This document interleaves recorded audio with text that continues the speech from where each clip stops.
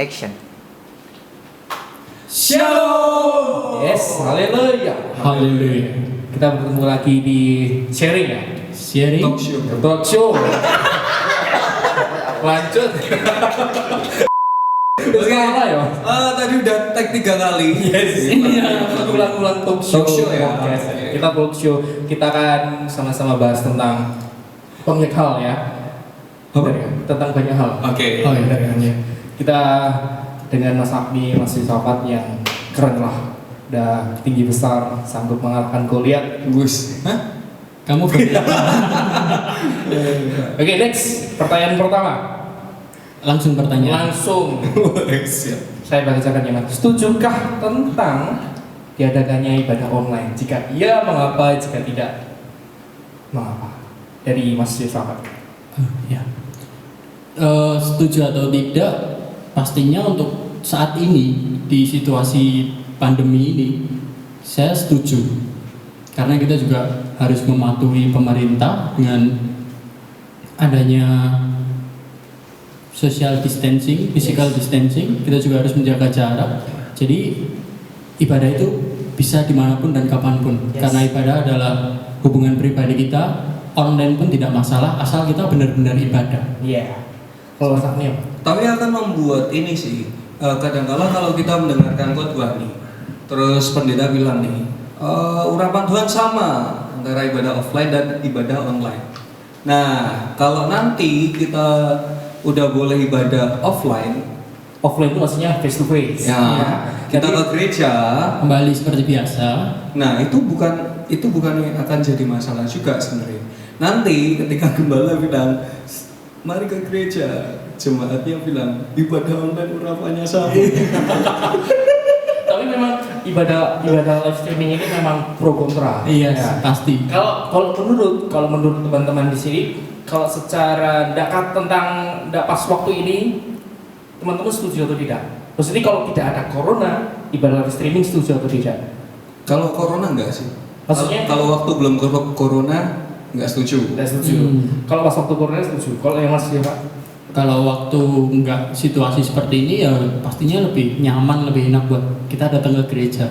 Nah justru kalau ke gereja malah ada ibadah. Online. Faktanya, Oke. Benar. ya kan? Susah sih itu, benar juga. Benar. Tapi memang ada dampak positif negatif sih. Kalau menurut Mas Agni itu dampak positifnya dari ibadah online itu apa? Ya ini mengembalikan mesbah keluarga sebenarnya. Jadi Oh, dulu kalau semisal di gereja, di salah satu gereja yang saya Bisa. yang saya ibadah di sana itu semisal ibadah 3 kali ya toh. Nah nanti terpisah-pisah biasanya. Jadi orang tua semisal ibadah dia pelayanan pagi, aku siang, bapak sore semisal. Itu datang karena memang rindu ibadah. Karena pelayanan. Oke. Nah, enggak maksudnya ketika Jadwal gitu ya? iya, maksudnya kita enggak bisa ibadah bersama Iya. pada akhirnya. Oh. Nah, kalau momen-momen seperti ini, jadi ini mesbah keluarga dipulihkan lagi. Jadi kalau di rumah ya ibadahnya bersama-sama seperti itu. Sama. Jadi bisa ibadah sama keluarga. Positifnya, sisi positifnya. Kalau negatifnya apa Mas sahabat? Negatifnya sih yang pasti kita tidak bisa face to face ya. Sebenarnya negatifnya juga kasihan WL-nya biasanya. Silakan beri salam kepada kanan kiri keluarga sendiri. Apalagi kalau ibadah sendiri, salaman sama siapa? Itu ada dampak negatif juga. Kita kurang interaksi, kita nggak tahu Yes. apakah teman kita benar-benar ibadah atau tidak, ataukah diri kita sendiri justru. Oh lebih ke aneh ya, maksudnya lebih apa maksudnya? Ya kita tidak terpantau gitu loh. Kalau di dalam gereja ya belum pasti juga sih, tapi kita lebih fokus untuk ibadah. Yes. Kalau streaming atau online kita di rumah kadang mungkin ibadahnya sambil tiduran. Sebenarnya Terus layarnya dibagi. layarnya dibagi sama WhatsApp. Tapi sebenarnya ini bukan ibadah online ya, tapi Itu menonton ibadah online. Oke, Itu beda ya? Beda, Ibadah online sama nonton ibadah online. Oke. Yes. Sip. Tapi memang Negatifnya di situ berarti kan. tapi sebenarnya positif negatifnya banyak sekali ya. Banyak. Kita alami juga ya. Tapi kalau Banyak kita pokoknya. kita nggak menuruti untuk sementara ibadah online, positifnya justru positif penambahan corona nanti. Yes. benar. Kalau datang tuh ya nanti Iya, kalau pastinya. ya. Oke. Nah, ini tentang hal yang kita bahas tentang hal yang berat, teman-teman. Ini tentang menurut teman-teman yang ada di tempat ini. Kalau Ini ibadah mahasiswa teologi gue. Susah. tiba-tiba. Oke. Ini benar, maksudnya kalau teman-teman kan tentang tahu definisi tentang ibadah itu apa, tentang esensi ibadah itu apa. Jika ibadah itu di rumah, apakah mengurangi esensi ibadah itu? Kalau dari Mas Yusuf apa? Apakah mengurangi atau tidak? Tapi sebelum teman-teman menjawab, mungkin lebih mulai berbicara tentang esensi menurut ibadah menurut Mas Yusuf itu apa, supaya nanti bahasanya lurus, tidak ke kanan ke kiri. Ya, tentu aja kembali lagi kalau ibadah itu menurut saya pribadi adalah hubungan kita pribadi sama Tuhan. Jadi dimanapun tempatnya seharusnya nggak masalah ya. Cara itu bisa macam-macam. Cara itu lebih ke metode Iya. ya. Tuhan tuh nggak terbatas. Yes. Tinggal diri kita sendiri, kita mampu buat fokus ibadah. Meskipun online, kita menyembah juga ikut menyembah. Yes. Nah, di situ tentunya nggak ngilangin esensi ibadah itu. Tapi kalau itu nih kita cuma nonton ibadah, tentunya sangat berbeda dengan ibadah online. Tapi ada satu fakta ketika keluarga itu ibadah online di rumah, kan maksudnya yang dulunya berpencar dulunya sekarang jadi satu kan, karena Ya. satu rumah beribadah. Itu biasanya kalau waktu nyanyi itu ada orang yang malu untuk mengeluarkan suaranya karena di samping kanannya ada orang-orang terdekat. Ya. Iya kan? Tidak ada? Benar. Iya kan? Biasanya kalau itu penyembahan Gak tahu ini kenapa nih. Canggung juga ya Iya, rasanya. maksudnya Nah, canggung seperti itu. Tapi ada juga yang maksudnya ketika di rumah itu anak, bapak, ibu pegang HP sendiri-sendiri. Ya. Oke. Kalau masak nih apa? Langsung buka Alkitab ini. Aku Contekan. rapal soalnya bro.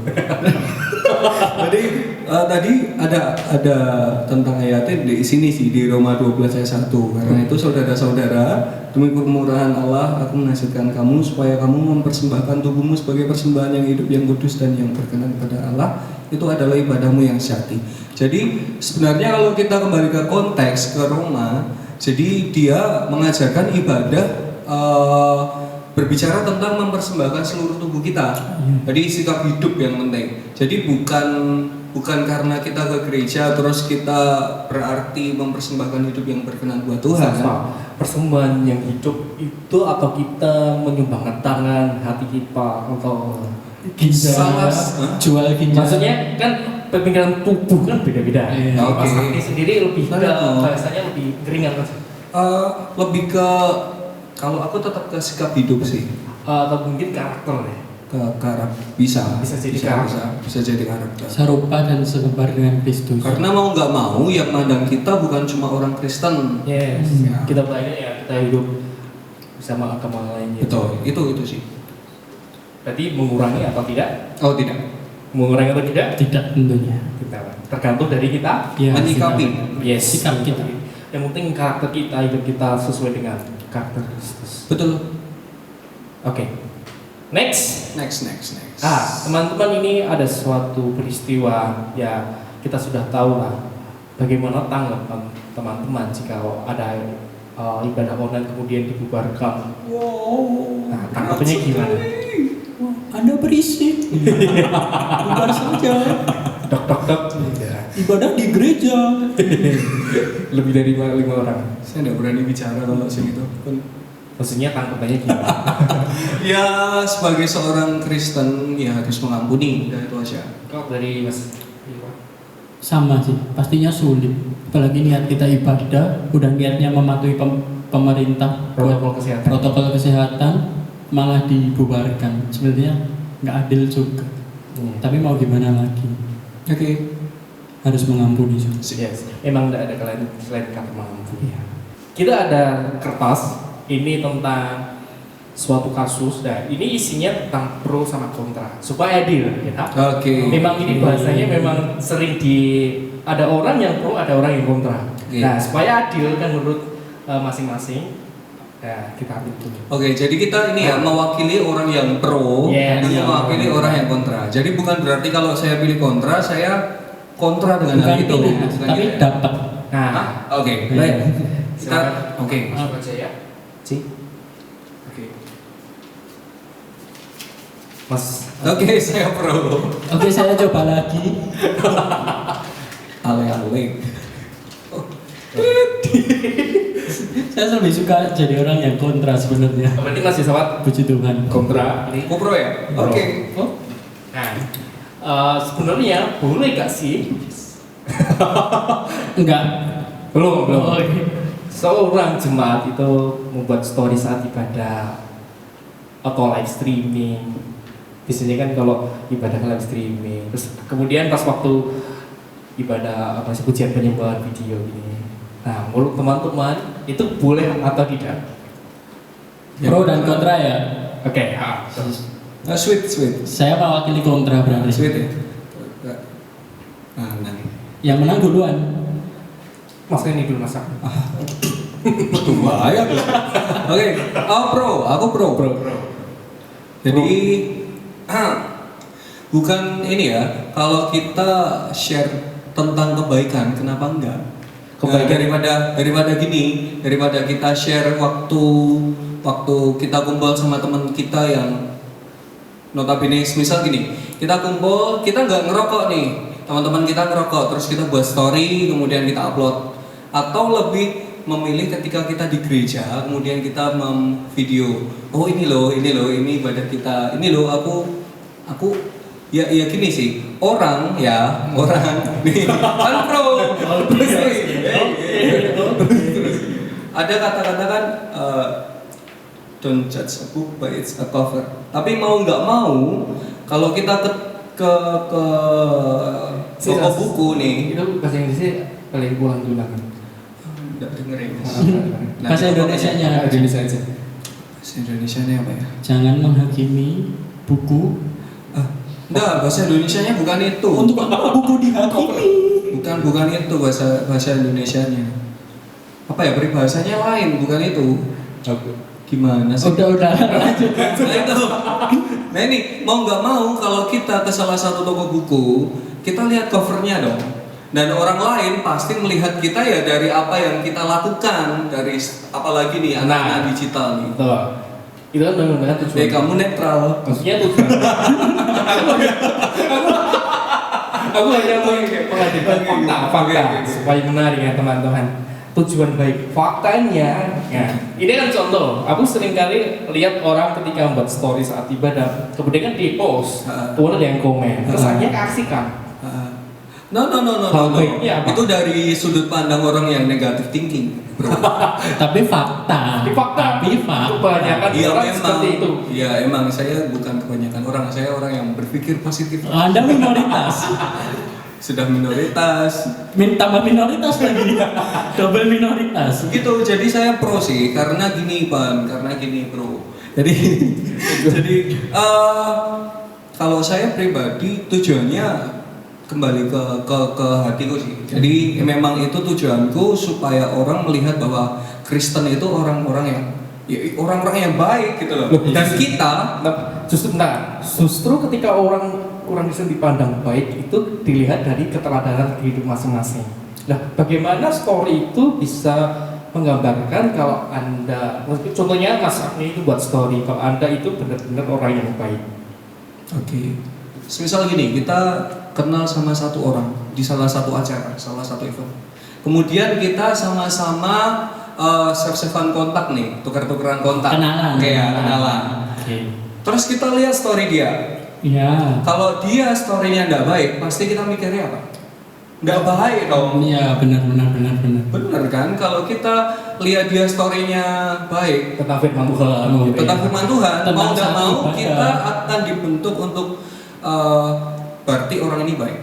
Gitu. Iya. Karena gini, sebel gak sih kalau kalian lihat teman-teman kalian buat story sing ditujukannya kepada siapa tuh nggak jelas. Oh mungkin ada. Nyindir tapi nyindir siapa gitu. Nah itu. Oke. Apalagi ada tulisannya Itu bro, itu Background-nya- kenapa saya pro dengan ini. Oke. Kalau Mas Yosafat apa? Aku kontra ya berarti. Kontra, ya. Seneng. Seru ya. Enggak. Aku tipe orang yang nggak pernah nge-story pas ibadah. Followernya dikit. Kalau menurutku aku pasti kontra juga. Karena apa? Itu akan mengurangi fokus kita saat ibadah. Ya dong, lagi dengerin firman Tuhan tapi pegang HP buat nge-story sana sini. Nggak kok. Firmannya apa? Lupa. Nah, jika Nggak, kalau HP-nya dipakai buat Alkitab, bagaimana? Oh ya, kalau HP untuk Alkitab itu kan sebuah aplikasi, sebuah kemajuan zaman. Tentunya kita juga nggak bisa menjudge by cover tadi, by covernya ya. Kita menggunakannya itu seperti apa dulu. Kalau sebagai Alkitab boleh, tapi kalau Alkitab ada notifikasinya lalu kita buka, nah itu ya nggak boleh ya kan. Saya mau tanya, jika Anda sebagai ketua ketua apapun, kalau Anda Seorang jadi- leader ya? leadership. Jika Anda sebagai ketua, bagaimana Anda supaya jemaat itu kan pasti punya habis semua. Iya. Dan pasti sekarang ketika orang datang ke gereja yang bawa Alkitab itu bisa dihitung dengan jari. Iya. Nah, bagaimana ketika ada sebagai leader untuk memantau supaya jemaat itu benar-benar membuka Alkitab? Ya kalau itu kita tentunya nggak bisa lihat ya. Maksudnya Anda kok sebagai leader? Oh ya. Maksudnya sebenarnya ketika orang berbicara di depan itu sebenarnya dia tahu kalau mereka, maksudnya orang di depan itu mereka pegang HP, dia buka apa itu sebenarnya dia tahu. Nah, kalau Anda jadi leader, apa yang Anda lakukan ketika Anda melihat orang-orang seperti itu? Yang pasti harus diingetin ya. Lebih ke itu kan Apa? lebih, maksudnya teorinya diingetin kan selalu, Iya, maksudnya pasti. lebih ke caranya bagaimana, metodenya itu bagaimana? Metodenya ya tentunya kita ngasih pengertian itu terus menerus. Otomatis dia untuk selanjutnya dia lebih menghargai orang yang berbicara. Dan Tentu- kalau Mas Agni, ketika orang terus diingatkan, yang Anda yang Mas Agni rasakan itu apa? Bentar-bentar kan aku yang kontra ini yang pro. Maksudnya Mas Agni ya. Oh, Kalau orang sering diingatkan tuh gimana? Bro, lead by example. setuju. Kalah aku kalau ini. Udah, kalau Aduh. kalian mau maksudnya mau memberi contoh dengan baik, pasti itu akan mempengaruhi orang-orang di sekitarmu dengan baik. Ya, mungkin Please positive thinking Yes. aja. Story tentang ibadah itu baik, bro. Bentar-bentar. Tadi kan kita Balik ke story ya. Iya, balik story ya. story. Kita kan caranya lihat tadi kan dengan gimana tadi? Gimana ya? Nggak boleh lihat dari covernya kan. Tapi kalau kita ke toko buku, tentunya kita lihat dari covernya ya kan. Nah, bener kan? Ya mau nggak mau gitu. Mau nggak mau kita harus lihat dulu covernya. Wah ini kalau storynya tentang apa sih namanya? Tentang ibadah, tentang Alkitab, berarti baik kan juga belum tentu kan? Ya memang, tapi dari situ kita bisa lihat gitu. Bisa juga ada pemikiran seperti ini. Wah ini story-nya pas ibadah, pasti dia nggak fokus ibadah. Nah itu Oh, juga ini bisa. negative thinking. Loh nggak gitu. Berarti kamu tadi lihat orang yang merokok, teman-temannya merokok tapi dia nggak merokok, tapi dia nge-story, berarti kamu juga negatif thinking dong. Iya dong. Sama-sama berarti ya. Berarti kontra aja apa? nggak seru dong malah. Oh enggak dong. Enggak, kan aku tadi bilang kalau orang ya toh lihat aku lihat storymu tuh. Iya. Nah, terus kamu buat story tentang kayak berkerumun dengan orang-orang yang merokok, kemudian kamu men-story dan itu mau posting di storymu. Iya. Saya yakin pasti orang-orang yang nge-save kontakmu dia bakal ngira atau mungkin bakal merespon dengan hal yang tidak positif. Cuman kalau menurutku itu tetap ada jalan keluarnya ya. Biasanya perilaku seseorang itu pengaruh oleh lingkungan. Iya. Nah, yang harus setuju nggak? Setuju. Kalau Bentar, kamu tadi netral loh. Kamu nggak boleh seperti itu. Anda netral di sini. Anda kenapa menyerang saya? Saya tidak terima. bro, Aku udah terang. kontra itu apa melawan kerajaan Allah? Nggak ada. Ini kontranya tentang story, tentang sharing ya. Tetap aja kalau menurutku sharing itu bisa dengan banyak cara. Yes. Nggak harus bikin story pas ibadah.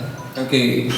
Kita bisa Mungkin selesai ibadah baru kita share. Jadi hubungan kita sama Tuhan kita fokus saat ibadah ya kita benar-benar fokus ibadah. Tapi nanti selesai ibadah baru kita bisa sharing, bisa share ke orang lain. Nah, menurut saya itu dengan kita fokus kita mendapat banyak dan kita benar-benar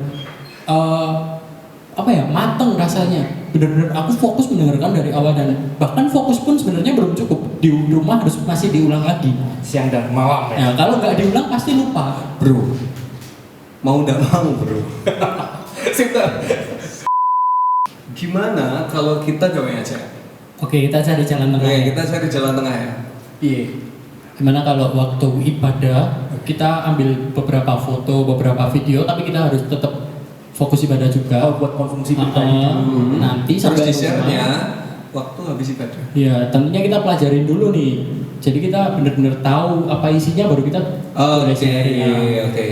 Kita mau belajar tentang ini. Firman Tuhan. Bentar, damai ya berarti ya. Paham ini ya. Kemudian Aku tetap kontra sih tapi. nontek mas. Tapi ada suatu peristiwa di Alkitab di dalam Lukas teman-teman tentang kisah Maria dan Marta. Kan tahu kisahnya kan? Memang kan sebenarnya kalau sebagai tamu ketika kita bertamu kan pasti kita menyediakan makanan. Iya kan? Mas kok buat Alkitab? Lukas berapa mas? Lukas 10. Lukas 10 ayat 38. Nanti aja lah. Maksudnya ketika orang datang kita pastikan melayani kan, menyediakan minuman. Jika kita tidak mungkin ada tamu ketika maksudnya tamu berbicara kita duduk di bawah kan juga tidak mungkin. Sebenarnya dalam Alkitab dalam Lukas ini ada dua pribadi yang benar-benar saling melengkapi sih. Ini Maria dan Marta. Yes, dalam Lukas teman-teman. Jadi memang kita harus memiliki hati seperti Maria dan juga memiliki hati seperti Marta. Jadi memang saling melengkapi. Jadi kesimpulannya ya kita emang harus ini sih. Seperti Maria dan Marta tadi. ya, Jadi bukan berarti ketika kamu melihat pekerjaan Tuhan ya kamu nggak mendengar toh, tapi kamu juga ikut serta dalam ya mungkin kalau konteksnya gereja kita bisa pelayanan, kita ikut ambil ya, kita sebisa mungkin kalau bisanya main musik ya main musik gitulah. Jadi kalau kita cuma jadi Marta itu juga repot juga, gereja nggak bisa jalan. Tuh. Semua maunya jadi jemaat. Nggak mau yang ada yang kerja. Kerja bakti pun nggak ada. Jadi benar katamu tadi. Cari aman ya. Jadi emang kita harus bersikap hati seperti Maria, tapi tindakan kita itu lebih ke Marta. Nah aku gitu loh. Tapi terserah kalian.